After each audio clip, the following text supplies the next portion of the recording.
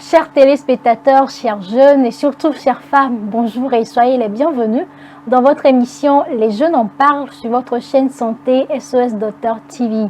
C'est bien vrai qu'on le sait tous, lorsqu'on nous repartons même au commencement de notre humanité, à cause de certains problèmes entre Ève, Adam et Dieu, on a demandé à Ève qu'elle affrontera avec douleur. Mais malheureusement, il y a de ces femmes qui ont l'impression de vivre cette expérience de l'accouchement chaque mois.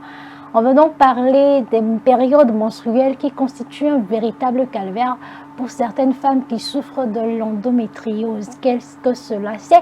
De quoi s'agit-il? Je suis sûre que vous avez déjà entendu parler, mais on a l'impression que tant que ça ne me concerne pas, ce n'est pas mon affaire.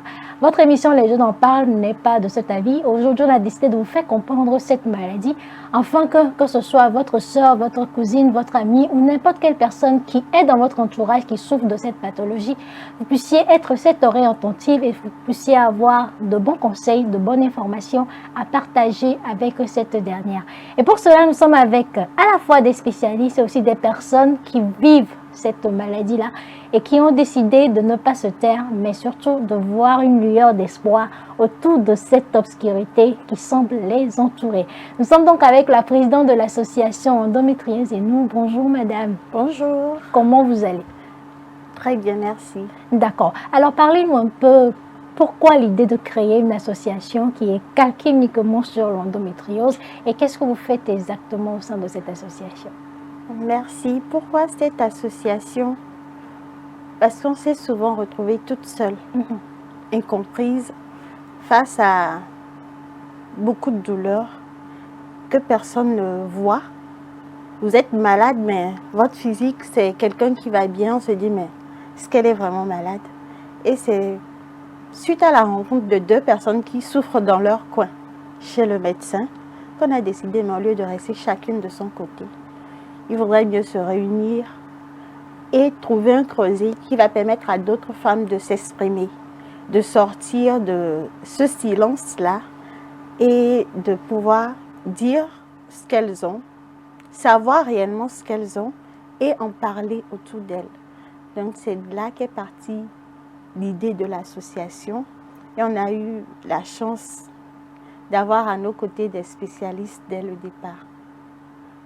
D'accord, merci beaucoup. C'était donc la présidente de l'association Endométriose et nous, Madame Elodie Adiguin. Je pense que c'est ça, non? Elle est technologue alimentaire microbiologiste et donc on le rappelle, elle est également la présidente de l'association Endométriose et nous. Donc ça regroupe, si je veux résumer vos propos, les femmes qui souffrent de l'endométriose et les spécialistes en matière. Il y a les femmes qui souffrent de l'endométriose, des personnes qui sont concernées par la maladie parce qu'elles ont des filles, des sœurs, des parents ou une amie. Et en plus, il y a les spécialistes. D'accord, super. Alors, nous sommes également avec Dr Ingrid Kenyé, elle est gynécologue obstétricienne et c'est également une activiste pour les droits en santé sexuelle et reproductive et la planification familiale. Bonjour, docteur. Je vais très bien et toi? Je vais super bien également. Merci d'avoir accepté notre invitation. C'est moi qui vous remercie. Et donc, pour clôturer nous sommes donc avec Dr Kolani.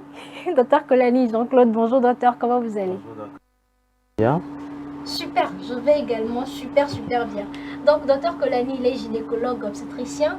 Il est membre du comité scientifique au niveau de l'association Endométriose et nous. Il est également spécialiste en chirurgie endoscopique et de la prise en charge de l'infertilité du couple. Exact. Justement. Donc vous donnez donc une lueur d'espoir pour ces femmes qu'on traiterait d'infertiles. Tant qu'on peut, parce qu'aujourd'hui quand même, vous savez, on disait stérilité en tout temps. Oui, aujourd'hui, vous voyez, ça s'utilise de moins en moins parce que les limites de la stérilité sont repoussées et finalement, on ose dire ce qui vient parce qu'on n'a pas d'enfant, on ose dire, on peut faire quelque chose pour vous. Quand on dit stérile, c'est beaucoup plus négatif, c'est-à-dire que ça sonne le définitif. C'est l'incapacité totale et définitive de ne plus pouvoir avoir d'enfant. Alors que l'infertilité, c'est donc une incapacité, à un moment donné, pour un couple de ne pas pouvoir avoir un enfant. Et il y a même un autre terme qui veut dire infécondité. L'infécondité, c'est donc une situation provisoire. C'est-à-dire que je ne veux pas encore avoir des enfants. Je vais être dite inféconde, mais ce n'est pas parce que je ne peux pas l'avoir. Donc, elle peut être volontaire comme elle peut être involontaire. Voilà. Super. Alors, on revient donc nos moutons, comme on le dit le plus souvent. Nous parlons aujourd'hui d'endométriose et ce numéro a pour but principalement de vous faire comprendre dans un langage terre à terre de quoi nous parlons. Est-ce qu'il s'agit réellement d'un problème de santé publique? Qu'est-ce que je peux faire pour accompagner une personne qui est donc dans mon entourage et qui en souffre? Alors, docteur Ingrid, on va donc commencer. Qu'est-ce que c'est exactement lorsque nous parlons d'endométriose? L'endométriose, c'est cette maladie qui a longtemps resté dans le silence, qui est longtemps resté comme un tabou, qui est longtemps resté comme quelque chose qui n'existe pas. Pourtant, c'est quelque chose qui existe réellement.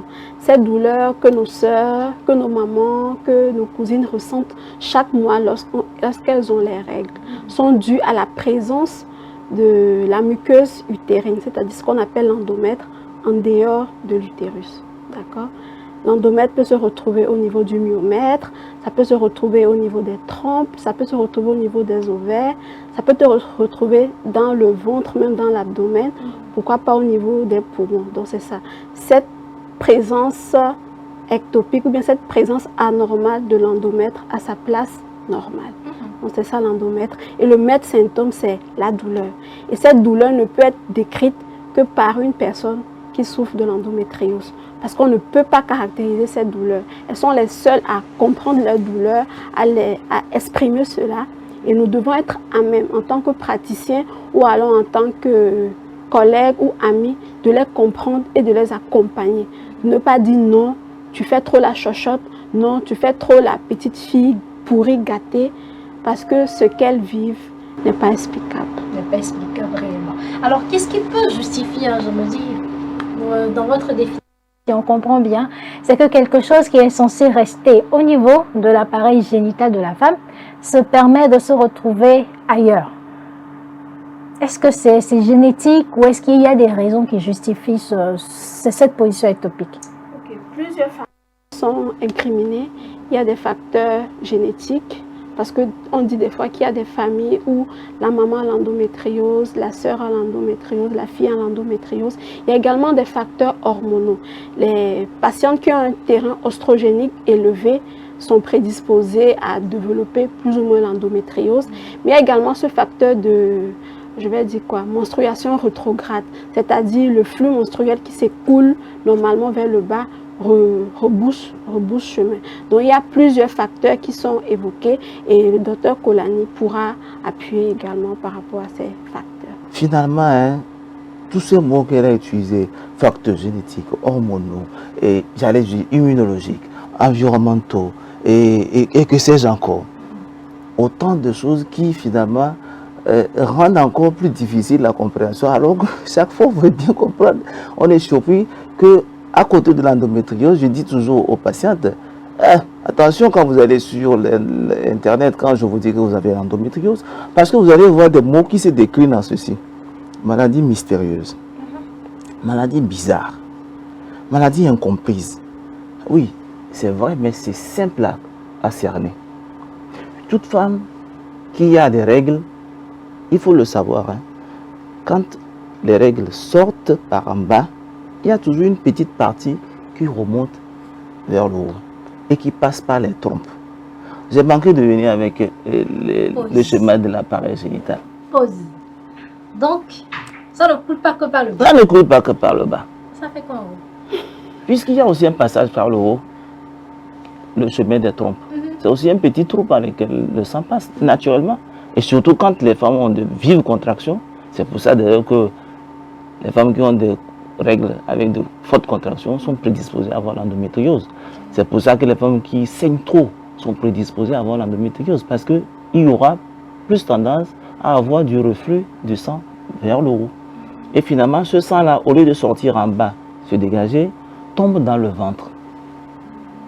Ça, c'est toutes les femmes. Mais on m'a dit tout à l'heure que la fréquence de l'endométriose est de 1 femme sur 10. Donc, dans 90% des cas, l'organisme de la femme fait le travail, nettoie tout ce sang-là qui est tombé dans le ventre, qui n'a pas sa place. Mais dans 10% des cas, maintenant, selon le terrain que vous êtes, parce que vous avez prédisposition génétique, parce que vous avez des difficultés sur le plan immunologique, parce que vous avez un terrain qui fait que vous favorisez la poussée de cet endomètre-là qui est tombé dans le ventre, donc facteur estrogénique. Parce que vous avez dans votre environnement des substances qui permettent à l'endomètre de se développer. Tout ceci vous permet de faire pousser l'endomètre qui était censé disparaître et non seulement pousser, mais proliférer. Donc, regardez, le sang sort, ça se nettoie. C'est propre, c'est bon. Le sang ne sort pas, ça tombe dans le ventre. Vous êtes compétente entre griffes, vous nettoyez. Si vous n'arrivez pas à nettoyer, les cellules de l'endomètre qui sont fixées là vont commencer par pousser et se développer pour elles-mêmes. Et elles attendent. Elles vont refaire la même chose que les cellules qui sont dans l'utérus et dans les règles. Donc au prochain cycle, quand vous allez saigner, vous ne saignez pas que de l'utérus, mais vous saignez aussi dans le ventre, là où les cellules se sont fixées. Et ils se comportent comme ça pour toujours. Mais le sang qui se forme dans le ventre maintenant n'a pas d'issue. Il n'y a pas de place pour sortir. Et l'organisme n'aime pas ça. Chaque fois qu'il y a un corps étranger quelque part, l'organisme réagit violemment. C'est ce qu'on appelle l'inflammation. Mettez votre doigt dans votre œil. Qu'est-ce qui se passe tout de suite? Je ne peux même pas mettre, je vais cligner les yeux. Parce que là, vous allez voir, votre œil devient rouge. Oui. Parce que l'organisme a senti qu'il y a un petit caillou dedans, ça réagit. Donc c'est la même chose. En fait, l'organisme cherche toujours un moyen de se débarrasser. Et le phénomène là s'appelle l'inflammation. C'est ça qui crée la douleur, c'est ça qui crée la chaleur, c'est ça qui crée des sécrétions. Et tous les mois, la femme a mal. C'est pour ça que le premier signe de la maladie, c'est la douleur. Mais ce n'est pas une douleur comme on va dire, on a des petites douleurs au moment des règles, parce qu'il faut faire la distinction. Ce n'est pas toutes les femmes qui ont mal au moment des règles qui ont l'endométriose. La douleur de l'endométriose, c'est elle qui va nous la décrire. Comme l'a dit le docteur Kenyé, c'est une douleur plus qu'inhabituelle. Elle va prendre tous les visages. Tout le long de l'émission, peut-être qu'on reviendra sur ça et on en parlera. On voudrait faire passer des messages justement par rapport à cette douleur-là. Il faut savoir dès l'entame que quand on a des règles, ce qui est normal, c'est d'avoir les règles.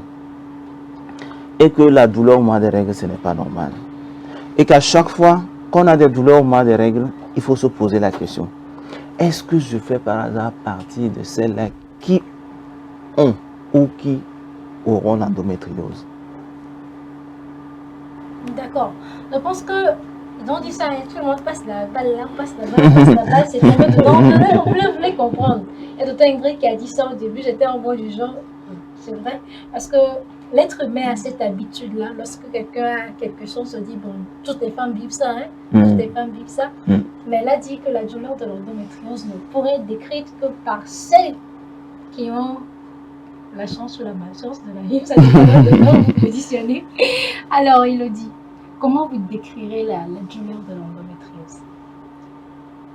L'endométriose est l'une des 20 plus douloureuses maladies dans le monde. Et l'endométriose, la douleur de l'endométriose fait même plus mal que la douleur de l'enfantement. Ah bon? Oui. Et cette douleur-là, on peut la décrire. D'abord, vous avez la douleur pendant les règles, qui peut commencer bien avant, ou 2 jours avant, ou peut-être le jour où vous avez les règles en même temps. Vous vous retrouvez avec une douleur comme si c'était un coup de poing violent dans le ventre ou bien des coups de couteau. Vous ne pouvez pas vous lever, vous êtes là, vous roulez par terre, vous essayez des bouillottes, vous attachez des pagnes dans le ventre, vous essayez une telle position. En dehors de cette douleur-là, il y a la douleur pendant les relations sexuelles, où c'est comme un couteau qui te pénètre. Il faut s'imaginer, c'est pas évident. Ce qui fait que ça fait déjà 2 douleurs que vous avez. Il y a la douleur quand vous allez faire les selles, quand vous allez uriner. vous avez mal, vous êtes... Petite anecdote. Le 12 mars passé, j'étais à 2h sur les toilettes et je disais, ça faisait 3 jours que je faisais la diarrhée non-stop. Quel que soit ce que je prenais, ça ne calmait pas, mais je ne pouvais pas aller à l'hôpital à cause de la diarrhée. Alors je me disais, et mon Dieu, si je dois mourir quand même, pas sur les toilettes, il faudrait que je puisse aller rejoindre mon lit. On va venir trouver le cadavre sur le lit.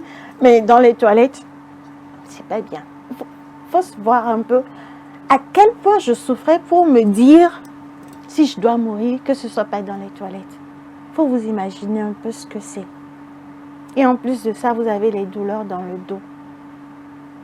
Les douleurs lombaires qui sont chroniques, qui sont là avec le temps, elles s'installent et elles ne partent plus. Vous pouvez avoir des douleurs jusque dans le bas de la jambe, jusque dans les pieds. Vous pouvez avoir des douleurs au niveau de l'épaule. Et tout cela revient avec le cycle. Et c'est des douleurs qui ne passent pas avec le paracétamol, l'ibuprofène. Même parfois avec la morphine, ça ne passe pas. La dernière fois que je suis allée à l'hôpital, on m'a fait une injection d'acupant avec tout un mélange. Mais j'étais là, je regardais le médecin, je tournais, ça avait un peu calmé, mais ce n'était pas encore ça. Mais il était surpris de revenir 1 heure de temps après, de me retrouver là encore en train de tourner, de me retourner. Il faut voir un tout petit peu ce que c'est. Donc ça fait un tout petit peu mal comme quelqu'un qui n'est pas dans votre corps, qui n'a jamais ressenti cette douleur-là, qui ne sait même pas, qui ne peut même pas l'imaginer. Rester là et dire non, mais celle-là, elle n'est pas malade, elle est bien portante. Mais tu ne sais pas ce qu'elle endure tout le temps. Tu ne peux pas savoir. Et c'est cette force-là que nous avons pour la plupart. Dès que tu as une petite rémission, tu te lèves et tu cours. Parce que parfois, tu n'as qu'1 ou 2 semaines dans le mois pour faire tes activités à cause de la douleur. Donc, dès que tu as une petite lueur là, tu cours et c'est du sang à l'heure. Donc, c'est un peu ce qu'on vit avec l'endométriose. Désolée, c'est assez triste, mais est-ce à dire que vous avez mal tout le temps, pour résumer? Ah oui. Ou c'est uniquement lorsque vous êtes en période menstruelle que vous avez mal? Non, il faut dire que les symptômes changent, évoluent avec l'évolution de la maladie. Au départ, je n'avais mal qu'1 semaine. Je n'avais pas les diarrhées, tout ça au départ, non. Je n'avais que les douleurs. La veille des règles, j'avais mal. Ça, c'était vers les 11 ans et autres. Et jusqu'à la fin des menstrues, bon, c'est fini, quoi. Je retournais au cours. Mais vers 17, 18 ans par là, c'était 2 semaines dans le mois. C'était plus 1 semaine, mais 2 semaines. Et c'est passé de 2 semaines à 3 semaines. De 3 semaines à plein temps. Et on ne savait même pas ce que c'était.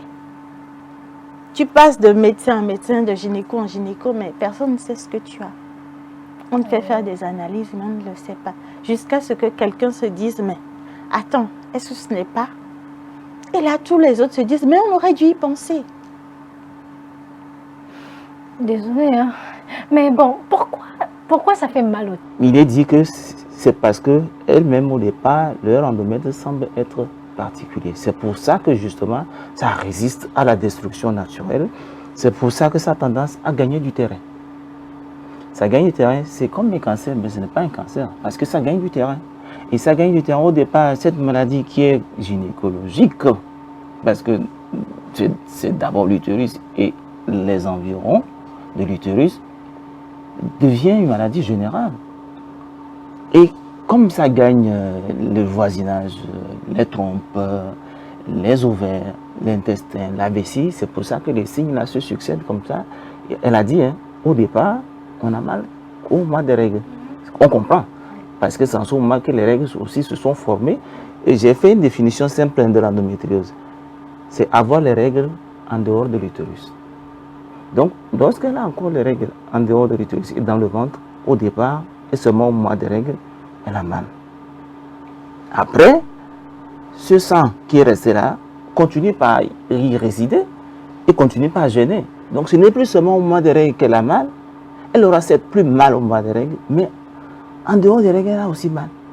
Elle a mal parce que les organes, quand on a dit qu'il y a un phénomène inflammatoire, l'inflammation assimilée, l'inflammation comme du feu qui tombe sur un tissu. Après, il y a comme une cicatrisation. Donc les tissus se rétractent, ne sont plus souples, sont douloureux. Ça veut dire quoi? Que derrière l'utérus et dans le vagin, c'est devenu dur. Et au moment des rapports, comme il y a forcément un contact donc, de l'homme par rapport au vagin, quand il touche, la femme a mal. C'est ce qu'on appelle la dyspareunie. Elle a mal donc au moment des règles, elle a mal au moment des rapports. La vessie prend un coup, les cellules vont se fixer dedans. Et quand elle a la règle, elle saigne aussi. Oui, elle saigne dans la vessie, donc elle pisse du sang. Quand elle a la règle, elle a des selles où il y a parfois du sang. Et le fait que les tissus s'étendent, ça gagne les intestins. Ça devient maladie du gastro. C'est pour ça que ce n'est pas étonnant qu'il y ait des détours. Puisque elle a mal, elle fait la diarrhée, qu'est-ce qui se passe? Elle va avoir le gastro. Et ce qui va faire aussi qu'il y aura ce qu'on appelle une errance. Une errance de la patiente, de médecin en médecin, de spécialiste en spécialiste. Mais aussi une durée dans le diagnostic. On se perd. Figurez-vous que parfois même ça peut se localiser au poumon. Et la patiente va avoir du sang, des règles qui se forment au niveau du poumon qu'on appelle la pleurésie. Que ça peut se localiser pour des cas anecdotiques dans le cerveau, dans l'œil. Ça rejoint un peu ce qu'on a dit tout à l'heure, que c'est quand même une maladie bizarre. Et ça nous appelle à plus d'ouverture d'esprit. Et de savoir que cette maladie qui a une douleur, qui semble être quand même rythmée par les règles, mais qui a d'autres symptômes, ne fût-ce sur l'intestin, au poumon ou ailleurs, finalement fait la même chose. Et qu'il ne faut pas aller opérer une patiente par exemple. C'est ce qui nous arrive. On opère des patientes pour des douleurs parce qu'on a comme l'impression qu'elles forment du liquide, du sang dans le ventre. Ou on lui donne des traitements antituberculeux parce que c'est l'un des signes aussi de la tuberculose. Donc, ça dure comme ça et finalement, quel que soit le pays au monde, c'est après 5 ans minimum, ou 10 ans, après 10 ans, seulement qu'on arrive à faire le diagnostic de l'endométriose d'une femme qui a traîné sa bosse partout, qui a souffert déjà toute une partie de sa vie, mais qui n'a pas de réponse. Quand vous l'entendez parler, elle ne se sent pas comprise. Parce que le médecin, lui aussi, ne comprend pas. On lui fait une injection, le médecin espère qu'il revient voir sa patiente qui se tourne et lui dit « Bon, qu'est-ce que je fais ?» Donc finalement, c'est une patiente qui revient en consultation comme pour le déranger. Mais il ne comprend pas. Et on fuit la patiente. Et elle dit, elle a tout dit. On fait les examens, on ne trouve rien. Parce que les examens habituels, c'est quoi? C'est l'échographie. Mais cette échographie, on a finalement compris. L'endométriose, au départ, c'est gynécologie. Mais ce n'est pas que les gynécologues qui doivent être appelés dans le diagnostic. Sinon, il faut dire que les radiologues doivent ou devraient s'intéresser aussi à cette maladie, s'en habituer. Celui-là qui finalement qu'elle rencontre, qui dit « Ah, c'est l'endométriose », parce qu'elle a dit « Trois signes, j'ai mal au moment des règles, j'ai mal quand j'ai des rapports, j'ai mal un peu n'importe quand, je pisse et j'ai du sang et j'ai mal quand je pisse », c'est parce qu'il s'est habitué. Il se fait un expert parce qu'il s'en habitue. Donc, il est question d'y penser. Comme le proverbe dit, l'adage dit, on ne trouve que ce que l'on cherche. Donc, il est question d'y penser. Lorsque la patiente aligne un certain nombre de signes, clic dans la tête, il faut y penser. Il faut penser à l'endométriose chaque fois que les femmes ont mal. Ce n'est pas de trop de le dire. Et s'organiser. Vous êtes gynéco, vous avez pensé à l'endométriose, vous regardez à l'échographie de votre compétence, de votre niveau, vous ne trouvez rien. Si un radiologue s'intéresse à l'endométriose, il apprend un peu plus et sait mieux diagnostiquer l'endométriose avec l'échographie que vous avez faite et que vous n'avez rien vu. On peut faire d'autres analyses. peut-être on en parlera, mais aujourd'hui, la tendance, c'est de nous amener à pouvoir faire le diagnostic de la maladie seulement en écoutant les patients, seulement en les entendant parler. Ça va nous faire gagner énormément de temps. On a compris que c'est parce qu'on laisse pousser l'endomètre, elle a dit le mot ectopique, c'est-à-dire l'endomètre qui n'est pas à sa place, qu'on laisse pousser, que finalement, on a des problèmes. On a mal, on a plus mal, mais quand les organes brûlent dans le ventre, et finalement, ça colle, tout est pris en boule. Si on vous montre des images d'une d'une ancienne patiente endométriosique non traitée, vous tombez, rien n'est reconnaissable dans le ventre. C'est tout un magma, tout est accolé. Et on comprend pourquoi. Le deuxième symptôme de l'endométriose, c'est l'infertilité. Tout est mélangé, comme disent les enfants, dedans. Tout est mélangé dedans. Ce n'est pas pour faire peur, mais c'est pour qu'on prenne conscience. Qu'on se rende compte que c'est à portée de main. Consultation, première consultation, il ne faut pas la louper. Maman amène sa fille parce qu'elle a mal. Et c'est ce qu'on souhaite maintenant. Les mères, amenez votre fille aux consultations quand elles ont mal au mois de règles. Ce n'est pas normal d'avoir des douleurs au mois de règles. On ne va plus accepter ça. On refuse ça. On l'amène en consultation, le médecin pose 2, 3, 4 questions, il dit c'est peut-être l'endométriose. On commence par traiter. Aujourd'hui, c'est autorisé de commencer un traitement simple pour bloquer l'évolution de la maladie. Avant, de par la définition, on disait comme c'est l'endomètre qui allait se fixer ailleurs, il faut pouvoir faire la preuve que c'est l'endomètre.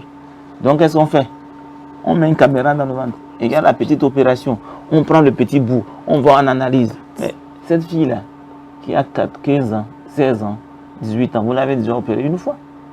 Sachant que c'est une maladie qui risque d'être toute la vie, vous risquez de l'opérer une fois. Et plus encore, c'est pas que ces interventions vont pouvoir la guérir définitivement. Finalement, on s'est rendu compte que vouloir faire le diagnostic cœlioscopique, je dis le mot, de l'endométriose était une erreur. C'est plutôt s'arranger avec les signes qu'on a, peut-être les signes échographiques, mais très vite, il faut passer au traitement pour bloquer la maladie très tôt, pour qu'elle n'évolue pas et évolue donc vers des douleurs permanentes et finalement l'infertilité. Et Dieu sait que dans nos pays, là, quand on a mal tout le temps, qu'on n'arrive pas à avoir des rapports, qu'on n'arrive pas à avoir des enfants, vous savez ce qui est réservé à la femme. C'est triste. J'ai mal à votre place. Alors, docteur Ingrid, je me pose aussi la question, est-ce que d'abord, c'est un fléau qui est fréquent? Est-ce que dans votre pratique, vous en recevez peut-être des femmes qui viennent parce qu'elles n'arrivent pas à supporter la douleur? Parce que le docteur vient de dire qu'on ne devait pas avoir mal quand on a nos menstruations. C'est vrai, mais je commence à me poser la question si j'ai aussi de l'endométriose. Parce qu'il y a quand même de petites crampes supportables avec ou sans des antalgiques du premier degré. Et lorsque peut-être ces douleurs deviennent insupportables, est-ce qu'il y a donc de ces femmes qui viennent, est-ce qu'on en reçoit assez qui sont peut-être diagnostiquées ou sont peut-être ont des hypothèses qui ont un lien avec l'endométriose? Merci pour la question. Ce que moi j'ai remarqué, c'est que les choses changent. Lorsqu'on était en 5e année de médecine, 6e année de médecine, on pensait, en tout cas moi je ne pensais pas vraiment à l'endométriose parce que je disais non, c'est peut-être une maladie des blancs, ainsi de suite, ainsi de suite. Mais plus on a avancé dans la médecine, on a commencé la spécialisation. Lorsque les femmes venaient en consultation, on faisait ce que le docteur dit, c'est-à-dire de rassembler les signes. Une douleur au cours des règles, une douleur isolée au cours des règles, qui gérera par exemple avec du paracétamol, on peut dire non, c'est pas ça. Mais lorsqu'elle dit, en plus de cette douleur, lorsque je fais les selles, j'ai mal, mais lorsque je fais pipi, j'ai mal, voilà, lorsque j'ai des rapports sexuels, j'ai mal, je te dis, ah bah, tu as les 4, on dit les 4D. Avec les 4D déjà, tu essaies de tourner dans le cerveau pour voir, est-ce que ce n'est pas ça, est-ce que ce n'est pas de l'endométriose? Et comme le docteur a dit, ce qu'on fait, c'est quoi? C'est on arrête le cycle. Parce que c'est au cours des règles que la patiente a mal, au début de la maladie. Donc si j'arrive à stopper le cycle et qu'elle n'a pas mal, ça veut dire que peut-être c'était de l'endométriose. Et maintenant il faut être sûr, il faut savoir que En tout cas, moi, ce que je fais, c'est que lorsque j'ai une patiente, à mon niveau seul, je ne peux pas gérer cette malade. Donc, des fois, je préfère orienter les patientes, soit à la clinique Biassa, soit à la clinique Hôtel de Lille, vers des personnes plus aguerries. Parce qu'il ne faut pas jouer de savant lorsqu'on est devant les patientes. C'est quand même des vies humaines. Savoir où s'arrêter et confier la malade, ou bien la patiente, ou bien le patient à la personne qui peut vraiment aider la patiente. Parce que plus ça traîne, plus la maladie avance et plus ça devient compliqué de prendre en charge. Oui, l'endométriose est fréquente. Oui. Il y a beaucoup de patientes qui viennent, lorsque vous rassemblez les signes, elles entrent dans le panier. Oui. Nous, on a la chance de faire ce qu'on appelle la célioscopie. Hein. Et peut-être parce que nous avons une population déjà un peu recrutée, nous avons dit tantôt que c'est aussi le lit de l'infertilité. Nous prenons en charge beaucoup de femmes infertiles et on se rend bien compte. Hein. C'est bien souvent qu'elles sont des femmes qui ont de l'endométriose. Et aujourd'hui, moi quand j'étais en médecine, en 5e année de médecine, il était seulement cité. C'est comme une cause comme ça de douleur. Personne ne s'en occupe. Et c'est lorsque je suis allé dans la formation où on fait ce qu'on appelle la célioscopie, là, on met la caméra dans le ventre, on s'est rendu compte que non. Mais c'est beaucoup plus qu'on y pense. Sachez même que les pourcentages et les chiffres qu'on donne là sont certainement sous-estimés. Parce que, heureusement, il y a des femmes qui ont l'endométriose et qui n'en souffrent pas. Elles n'ont aucune douleur. C'est ce qui fait encore la bizarrerie de cette maladie. Elles ont quand même l'endométriose. Et elles n'ont pas mal. Ça veut dire que ce n'est même pas l'importance des lésions qui détermine la manifestation. Il y a une discordance entre donc les lésions, l'étendue des lésions et la symptomatologie. Tout se comprend au fur et à mesure que le temps passe parce que les gens s'y intéressent, parce que beaucoup de femmes aussi sont concernées. J'ose dire qu'il y en a de plus. Peut-être qu'on en voit de plus, mais parce que notre environnement aussi le favorise. On incrimine aujourd'hui dans notre façon d'être beaucoup d'éléments qui puissent favoriser. Dans des pays où des femmes ont été exposées à certains pesticides parce qu'on a traité les bananeraies avec des produits chimiques, on a vu non seulement une flambée de l'endométriose dans la population, mais aussi l'apparition de formes sévères. Donc l'environnement joue. Ça veut dire que nous aujourd'hui qui mangeons plus industriel, tout est dans les boîtes de conserve. Et vos vernis, vos maquillages, les pommades, les parfums, les sacs, tout ça, ça contient des produits dont les noms sont difficiles à prononcer, parabènes, phtalates, etc., etc. Ça contient nos sacs, nos jolis sacs, tout ça, ça contient des substances qui peuvent, on l'a dit, permettre la poussée de l'endomètre là où il s'est fixé. Donc, ce n'est pas rare l'endométrie. C'est même très fréquent. C'est seulement ignoré, c'est ce qu'on ne voudrait pas que... voilà. Là, je me pose la question, qu'est-ce qui peut justifier toute cette ignorance-là qui entoure? Les gens ne veulent pas apprendre. Les gens se contentent du peu qu'ils connaissent. C'est-à-dire, j'ai appris ça, ok, c'est bon. Lorsque la patiente vient sur moi, docteur, j'ai mal, ok, il faut aller prendre ça. Est-ce que la patiente a été satisfaite? Je ne sais pas. Le cycle prochain revient, ok, il faut aller prendre ça. Au fait, moi je pense que c'est parce qu'on aime se contenter du peu qu'on connaît. On n'aime pas apprendre de nouvelles choses.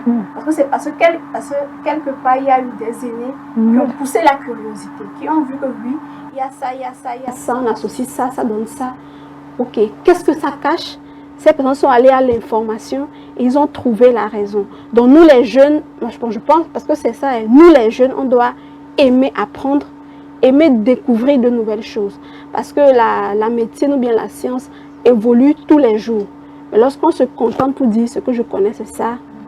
Non. Ça, c'est un facteur très important, ce qu'elle a dit. Et puis, cette maladie appelle à s'instruire. Hein.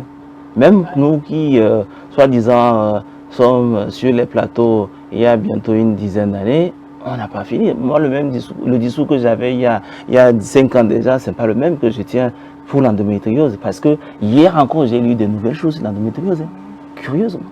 Donc ça évolue parce qu'on apprend et on essaie de mieux comprendre. Mais une autre chose qui fait que l'endométriose semble être une maladie ignorée. Tenez, hein, il y a 200 ans que la maladie a été décrite.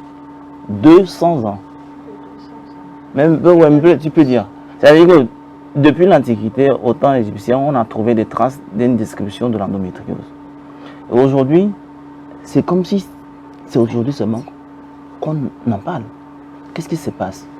On s'est rendu compte que l'humanité semble méprendre tout ce qui est lié à la souffrance De la femme. C'est les femmes, elles ont mal alors. Elles ont tout le temps mal. Est-ce qu'on va dire que la femme Elles ont tout le temps mal.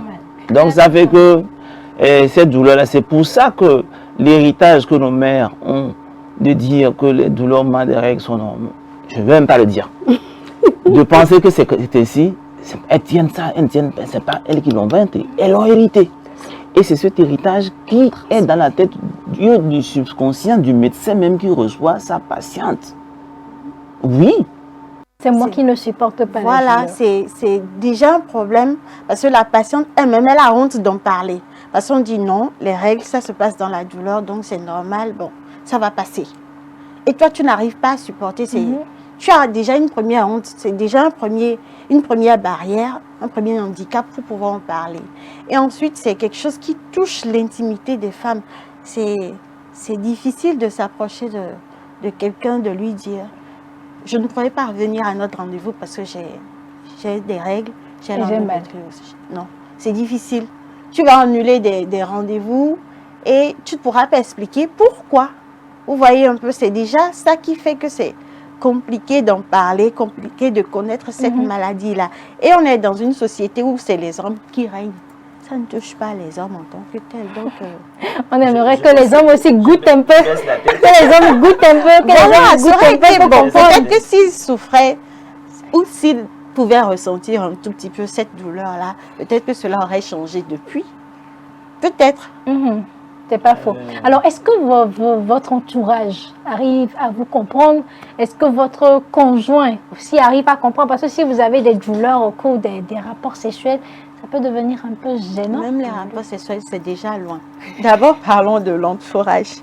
Même ma maman qui était infirmière, c'est elle qui m'a menée à mes premiers soins à l'hôpital quand j'avais 11 ans avec les douleurs. Elle m'a menée voir des gynécologues à chaque fois, chaque mois. Je faisais le déplacement de Cotonou à Lomé pour aller voir mon gynécologue. Elle était ici dans le temps. Mais elle-même, malgré ça, c'est quand on m'a opérée, j'avais 30 ans. Quand on m'a opérée, elle me disait, mais tu sais, récemment, je me disais, qu'est-ce que la fille là m'invente encore? Ah, voilà, qu'est-ce que la fille... Mais c'est une infirmière, c'est pas qu'elle ne sait pas. Mais pourtant, elle se dit, mais qu'est-ce que la fille là? C'est le jour, malheureusement, on lui a montré la vidéo avec tout ce qu'il y avait dans le ventre. Elle n'a pas pu supporter, elle a demandé à ce qu'on arrête. Donc, c'est déjà difficile d'expliquer, même à ceux qui sont proches de vous. Vous parlez des parents.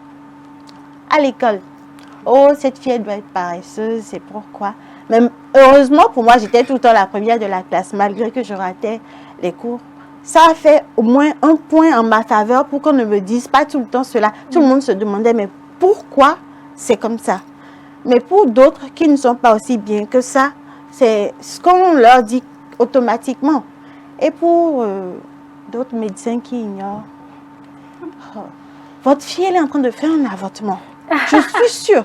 Mais quand il s'en va à l'échographie, il se rend compte que d'abord la fille, elle est vierge. Quand je lui ai dit non, je ne pouvais pas, que j'étais vierge, je dis non, c'est sûr, toi avec ce que tu as là, tu es en train de faire un avortement. Et c'est là qu'il se rend compte qu'elle est vierge. Et donc, il n'y a même pas possibilité de parler jusqu'à aller dire. Et il se retraite. Il faut voir un peu tout ça. Maintenant, revenons au conjoint. Madame est malade, elle ne peut même pas se lever pour faire à manger. C'est compliqué. C'est pas facile. Si monsieur n'est pas assez compréhensif, c'est pas facile. Il y a des limites. Des limites à quoi? Il y a des limites à sa patience. Justement. Elle est humaine. Hein? il va attendre, à un moment donné, il va passer entre guillemets à autre chose. Voilà. Je pense que ça, il le savait avant de s'engager. Ce sont les choses dont on discute. Il savait que vous êtes une femme. On ne le sait pas toujours. Elles sont souvent belles d'ailleurs. Il savait qu'elle est belle et donc il s'engage. Est-ce que quand vous voyez votre mec pour la première fois, vous dites encore vous ne dites pas j'ai des règles douloureuses. Et vous savez, quelle femme a dit à son mec j'ai eu des règles douloureuses, tu sais, si tu veux m'épouser? Non, on ne dit jamais ça. Moi, j'ai eu cette chance-là. Je te dirais. Moi, je ne l'ai pas dit, mais c'est ma maman qui l'a dit. Peut-être votre profil vous permet, ou que de toute façon, un jour, il se rend compte que sa femme a des règles j'ai eu cette chance-là, ma maman. Ingrid, qu'est-ce que vous reprochez? Je pense que ce sont les sujets qu'il faut en discuter au départ. Et même lorsque vous êtes avec quelqu'un, il va remarquer que dans le mois, il y a cette période-là où toi-même tu ne vas pas bien. Demande, tu as quoi? Moi, je te dis en même temps, j'ai des règles douloureuses. Mais vous n'affichez pas ça à l'entrée. Ce que moi, je voulais dire. Ma maman, moi, j'ai eu une première relation de couple. Je ne veux pas d'histoire, je n'en ai pas besoin. Et il est allé voir ma maman. Et maman lui a dit, écoute, ma fille, elle est malade. Es-tu prêt à supporter? Je te le demande. Si tu es prêt, je te la donne cadeau. Ils vont dire, ils sont vrais. C'est ce que ma maman a dit au premier abord. Moi, j'avais déjà dit non, je n'en voulais plus. J'étais fatiguée. Parce que quand tu rentres dans une relation de couple avec, déjà que tu sais ce que tu as maintenant, avec ce que tu avais déjà vécu, waouh, tu as tellement peur, tu te crées tu te poses tellement de questions que moi, je renvoyais tout le monde. Malgré que le docteur m'avait dit qu'après mon opération, il fallait quand même essayer d'avoir... Je ne suis pas en couple, tombée enceinte là. Ce docteur me rappelait ça, hein, mais je chassais quand même tout le monde. Je n'en voulais pas. Je ne voulais plus d'histoire, je ne voulais plus souffrir. Je ne voulais plus qu'on me dise, tu es nulle au lit. Tu es une femme belle, mais tu es en bois ou tu es en béton. Ou quand on est avec toi, c'est comme si tout le temps on était en train de te violer. Ce n'est pas supportable. J'ai tellement eu de choses que je ne voulais plus. Tout ça s'expliquer. C'est compréhensible comment? Non, je vais dire le vécu ou bien la manière dont sexuellement elle se comporte, ça se comprend. Oui, je pensais que c'était la réaction du monsieur qui était compréhensible. Il y avait même des formes. C'est l'ignorance. J'ai été violée qui explique dans mon couple. J'ai été violée parce que je ne voulais pas. Mais finalement, tu comprends. Quelqu'un qui, ça fait 6 mois que... il ne te touche pas, il s'imagine des choses, mais finalement, il passe à l'acte de force. C'est tout ce qui a amené à la rupture de mon premier mariage. Je ne voulais plus vivre tout cela. Et je pense que c'est la première fois que j'admets publiquement que j'ai été violée. Sinon, toutes les fois, même avec docteur, ça a été difficile d'en parler. Vous avez le fond douloureux, le fait qu'elle est mal tout le temps. Passe. Elle n'a pas envie. Du tout. Et vous savez que quand on n'a pas envie, l'organe ne se prépare pas. Il n'y a pas de lubrification. Donc, il n'y a pas de lubrification, donc la pénétration déjà est douloureuse. Et après, la douleur qui attend au fond vient exacerber les choses. Elle n'a pas d'orgasme. Tu n'as même pas de libido. À quoi ça sert d'avoir des rapports sexuels? C'est aussi ça qui aggrave l'infertilité. Non, c'est pas parce qu'il n'y a que des lésions, mais les femmes ont que des rares rapports sexuels. Comment peut-on tomber enceinte? Mais il n'y a pas un moyen, docteur Ingrid, il n'y a pas un moyen d'avoir une sédation permanente. Je ne sais pas. Bon, je me dis s'il faut éviter peut-être de les rendre accros, mais arriver vraiment à avoir une sédation permanente, peut-être leur donner certains médicaments à prendre avant peut-être d'avoir des rapports sexuels où elles sont sujettes à cette douleur-là jusqu'à la fin. Quand on dit rapport sexuel, si je donne une sédation, elle n'a pas mal au cours des rapports sexuels. En tout cas, moi, j'imagine un peu comment ce sera possible. Est-ce que ce sera de l'hypnose? Est-ce que ce sera quoi? Parce que si on va dans ce sens-là, ça veut dire qu'elle ne pourra pas ressentir le plaisir au cours du rapport sexuel. Ça, c'est clair. Maintenant, on peut décider de... Même si on met les ovaires au repos, il n'y a pas de rapport sexuel. Mais si la maladie est déjà avancée, s'il y a déjà des nodules un peu de partout, au cours des rapports sexuels, elle aura toujours mal parce que les lésions sont là, en fait. C'est que peut-être c'est la chirurgie qui pourra améliorer. Donc, lorsqu'on fait la chirurgie, on part enlever ces cellules. Oui, on enlève.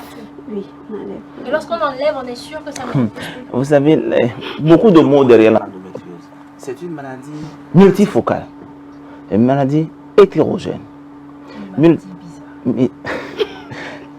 Multifocal, ça veut dire quoi? On a vu que ça va un peu partout, plusieurs foyers. Et aujourd'hui, on n'a pas beaucoup parlé de ce qu'on appelle l'adénomyose, qui n'est autre que l'endométriose dans l'utérus lui-même, ce qui fait aussi mal, qui fait saigner, donc qui fait qu'un utérus devient lourd, qui fait que chaque fois qu'on va le toucher, ça fait mal. Comment vous faites pour s'en défaire? Vous l'avez. Donc chaque fois, vous aurez des mouvements au bas-ventre. Certaines femmes, quand elles marchent, elles ont mal. Et comme elle a bien décrit la chose, ça devient des boules derrière l'utérus, ce qu'on appelle les utérosacrés, les ligaments utérosacrés. Si la chirurgie n'enlève pas ça, ça fera toujours mal. Même parfois, après que les lésions vraies de l'endométriose soient parties, le fait qu'il y ait cette transformation du tissu, c'est comme si quand vous avez une plaie, la cicatrice n'est plus la peau normale. Et cette partie-là agit pour elle-même. Donc, ces zones de rétraction, d'endurcissement, c'est ça qui transporte la douleur et qui l'amène partout. Et dire qu'on va enlever toutes les lésions partout, C'est pas possible. il faut trouver un moyen d'abord d'identifier toutes les lésions partout. Il y a un examen qu'on appelle l'IRM qui essaie de faire ce qu'elle peut. Qui fait ce qu'elle peut lorsque elle est utilisée par des experts et qui essaie de restituer une partie des lésions. C'est lorsque on arrive à faire ce qu'on appelle une belle cartographie des lésions que la chirurgie va suivre. Aussi bon chirurgien qu'on soit, personne ne peut se vanter d'être un chirurgien meilleur de l'endométriose au point de ne pas avoir ce qu'on appelle des récidives ou des traitements incomplets. La compréhension est facile. Lorsque les lésions vont se poser sur des organes vitaux ou se posent sur par exemple l'intestin et qu'il est question d'enlever la lésion, si elle est grosse, ça veut dire que vous procédez à la résection de l'intestin. Ça arrive. Hein? C'est pour simplement dire que cette chirurgie n'est pas facile. Et pour faire une image, on dit que la chirurgie de l'endométriose est plus lourde que même la chirurgie du cancer. Donc ce n'est pas n'importe quoi. Traitement médical, on peut. On peut, lorsque nous sommes dans des formes au début, vous bloquez l'ovulation, vous bloquez les règles. Les lésions n'ont pas encore pris le temps de transformer les tissus. On a une belle rémission. Et je me souviens des patients là, quand vous les revoyez, vous dites, docteur, on continue. Là, on a trouvé le bon médicament. Mais souvent, ces médicaments ont des effets secondaires. Et c'est avec ça qu'il faut jouer. Nous sommes avec des femmes qui veulent avoir des enfants. Et vous avez dû comprendre que traitement de l'endométriose égale blocage des règles. Mais quand on bloque les règles, ça veut dire quoi? On a bloqué l'ovulation. Donc à chaque fois, nous sommes dans une situation où il faut jouer l'équilibre entre le médicament qu'on apporte pour bloquer les règles afin qu'elles ne souffrent pas, avec le désir du moment. Est-ce qu'on veut tomber enceinte? Auquel cas on est obligé de lâcher un peu le traitement et donc tomber enceinte, ou bien les lésions sont importantes. Mais comme la chirurgie elle-même n'est pas totale, il faut encore apporter des médicaments, il faut chercher à tomber enceinte, mais franchement le bout n'est pas facile. Ce qui fait que la prise en charge de l'endométriose, encore une fois, ne peut pas être faite dans un petit coin avec un seul médecin. Il faut que ce soit pensé collégialement. C'est pour ça qu'ailleurs, on en a fait une politique très nationale. Aujourd'hui, c'est comme à la mode, notamment en France. Hein. Ils ont créé des centres d'experts pour amener tous ceux qui veulent dedans. Et ça regroupe donc les gynécos, les chirurgiens, les radiologues, les psychologues, les algologues. Parce que la douleur de l'endométriose, au départ, là, c'est une douleur classique simple, c'est-à-dire je te pique, tu as mal, on comprend.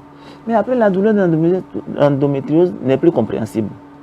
C'est-à-dire que vous donnez les mêmes médicaments qu'hier, ça ne marche plus. Pourquoi? Parce que la lésion là qui est sur place, elle-même fait les choses qu'elle veut. Elle stimule des choses qu'elle veut.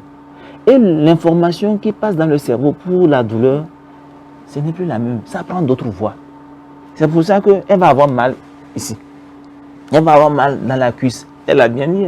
Et pourtant, ce n'est pas une douleur, une lésion qui est à la cuisse. C'est parce que quand la douleur passe, le cerveau analyse, dit, mais cette douleur-là, c'est quoi? Ça vient par là tout le temps, je n'arrive pas à comprendre. Le cerveau bloque. La douleur trouve un autre chemin pour s'exprimer. Et c'est ainsi que la douleur qui est au bas-ventre devient une douleur à la poitrine, douleur au bras, etc. Et elle a mal tout le temps, elle est fatiguée. Ce sont, comme j'ai dit, des femmes, vous les voyez. Bonjour madame. Oui, bonjour docteur. Madame, ça va? Oui, docteur, ça va. Elle n'est pas là. Et au boulot, elle n'est pas là. Et dans la vie de toujours, elle n'est pas là. Au marché, elle est devant son étalage, elle n'est pas là. Donc, il y a un échec professionnel. Elle a réussi à l'école. Vous vous imaginez l'absentéisme à l'école? Je suis en classe de CM2, je loupe mon examen. Parce que tous les mois, pendant 5 jours, je ne suis pas allé à l'école.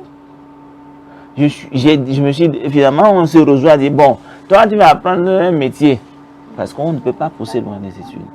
Vous voyez cette façon d'abréger le futur, la carrière de cette femme. Si elle décide de débrouiller à son diplôme, le même problème se pose avec le patron au boulot. Si elle est par exemple une secrétaire, comment on appelle ça? Comment on appelle ça? Le bon mot là aujourd'hui c'est quoi? Secrétaire là, secrétaire. Comment on dit? Assistante de direction. Ouais, j'aime ça plutôt. Si elle est assistante administrative, qu'est-ce qui se passe? Le patron, le commandement. Voilà un peu ce qu'est l'endométriose. C'est une maladie, mais mon patron a un jeu de mots que j'aime bien. C'est mal à dire. Maladie, c'est mal aussi à dire. Parce qu'on n'arrive pas à circonscrire facilement. Ça va de cette douleur au bas-ventre et finalement ça envahit toute une vie. C'est pour ça que il faut sortir l'endométriose de l'ombre. Il faut en parler. On n'en parlera pas assez. Il faut oser en parler. Voilà. Il faut oser briser le silence, briser le tabou. Et je voudrais aussi, par exemple, comme Dr Ingrid l'a dit, quand vous ne vous sentez pas capable de mener à bien le traitement, il faut référer, s'il vous plaît. On a eu des cas comme ça où, malheureusement, elles sont vivantes, mais elles ont perdu toute la vie parce qu'elles n'auront jamais la chance de devenir maman, parce que le praticien en face ne savait pas ce qu'il fallait faire.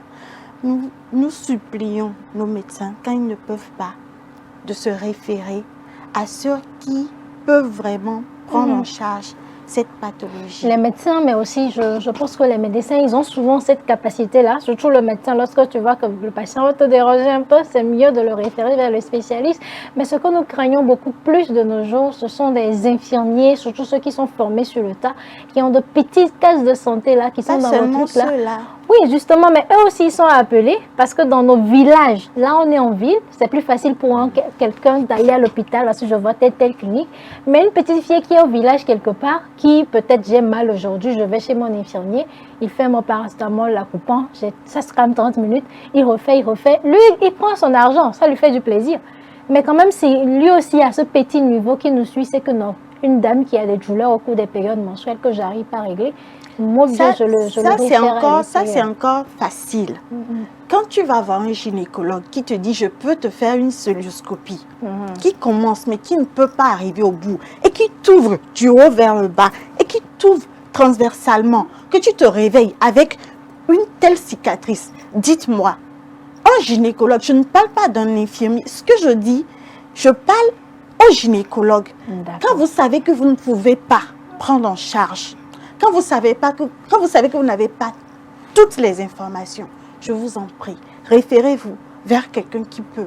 Parce que vous prenez quelqu'un qui a 30 ans, qui n'a pas encore d'enfant, à qui on enlève utérus, ovaires, tout. Parce qu'il ne sait pas, il ne sait pas comment faire. Je comprends. Donc il enlève tout. Mais il aurait peut-être dû l'envoyer calmement vers quelqu'un d'autre. Les médicaments pour bloquer, c'est hormonal. C'est des médicaments simples déjà. Deuxièmement, le deuxième axe du traitement, c'est la chirurgie. Mais troisième axe du traitement, c'est l'assistance médicale à la procréation. ce que je voudrais dire par rapport à sa réaction, qui est tout à fait légitime, qui est un vrai cri de cœur, parce que nous, dans la petite association, je ne vais même pas dire, là, l'association, notre association est plus petite. Dans l'association que nous sommes en train de vraiment faire, nous avons déjà des patientes qui, malheureusement, ont perdu le chemin, se sont retrouvées ailleurs, et elles me racontent à qui on a enlevé l'utérus. Elle n'a pas 40 ans. Et c'est de dire qu'aujourd'hui, la chirurgie, de plus en plus, on veut la reléguer vraiment au dernier plan. Déjà, la chirurgie même de l'ovaire, parce qu'il y a un kyste dedans, on ne voudrait pas qu'on opère, parce que quand vous opérez, vous faites plus de mal que de bien. C'est simple à comprendre. Les douleurs de la femme ne sont pas liées au kyste que vous voyez, docteur. Non, c'est lié aux rétractions péritonéales. La preuve, c'est que quand vous allez opérer, cette femme, elle aura mal encore. De plus, elle va récidiver de son kyste. Donc finalement, vous n'avez pas fait... On n'a pas eu de gain de cause. Au contraire, vous avez nuit à l'ovaire parce que vous l'avez opéré. Chaque fois que vous opérez l'ovaire, quel que soit le bon chirurgien qui le fait, quelle que soit la technique qu'on utilise pour opérer un kyste de l'ovaire aujourd'hui, et ça, je profite pour lancer un message par rapport à nous, les chirurgiens, ne touchez pas aux ovaires, s'il vous plaît. Vraiment, soyez obligés de toucher à l'ovaire, mais vraiment à minimum. Il faut toujours se poser la question. Donc, on est en train de dire aujourd'hui que la chirurgie, il faut peut-être la régler au dernier plan. Et surtout, encourager les femmes à avoir leurs enfants. C'est très important. Voilà. Très important. Et comme ça, finalement, vous aurez résolu un peu leurs problèmes.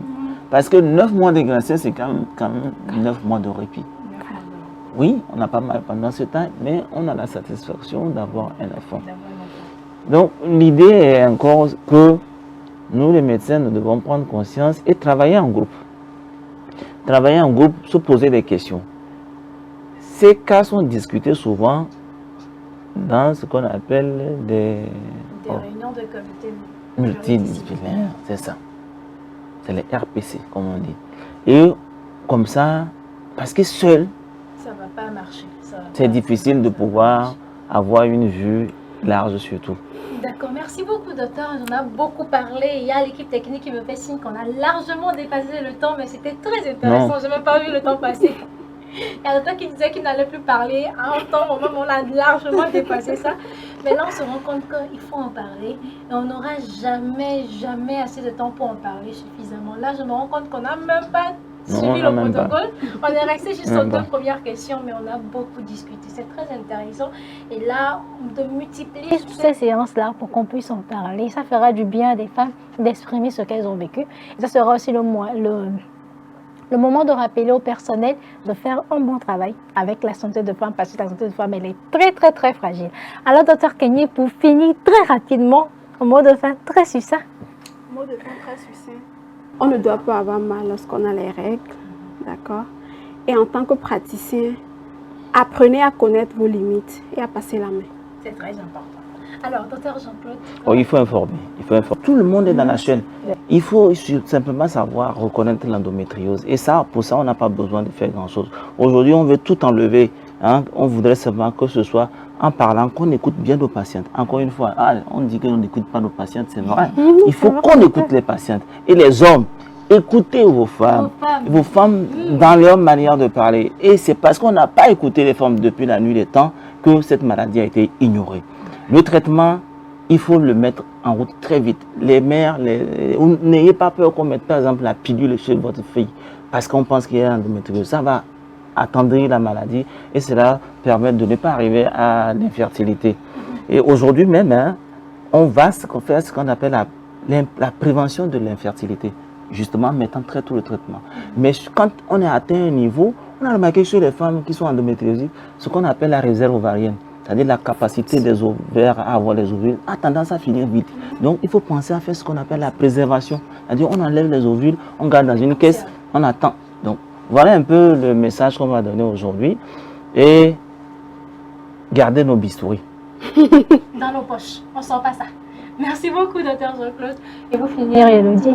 Je voudrais dire que l'endométriose, ce n'est pas que les règles douloureuses. C'est une... On dit souvent bénie, mais dans de nombreux cas, elle tue la femme de son vivant. Tu es vivante, mais en réalité, tu n'as plus aucun espoir, tu es morte.